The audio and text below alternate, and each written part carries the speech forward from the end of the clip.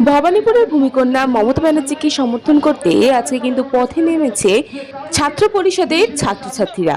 তারা কিন্তু আজকে জানান দিচ্ছে যে ভবানীপুরের ভূমিকন্যা মমতা ব্যানার্জি কিন্তু থাকতে চলেছে, এবং সেই সমর্থনে কিন্তু উপস্থিত ছিলেন সায়নী ঘোষ। দ্বিতীয় দফায় ভোটের কিন্তু আর মাত্র দুদিনের অপেক্ষা। এর মধ্যেই কিন্তু তারা পথে নেমেছে।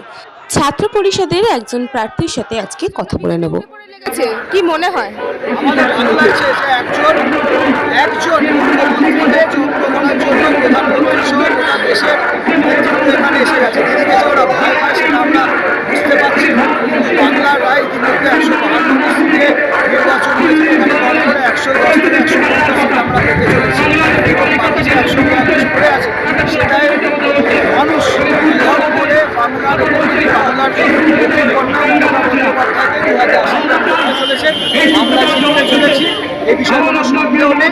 আর সময়ের অপেক্ষা বাংলার মানুষ, ভবানীপুরের মানুষ সকলে দেখতে পাচ্ছেন কীভাবে মানুষ সমর্থন করছে আমাদেরই, আমরাই জিততে চলেছি।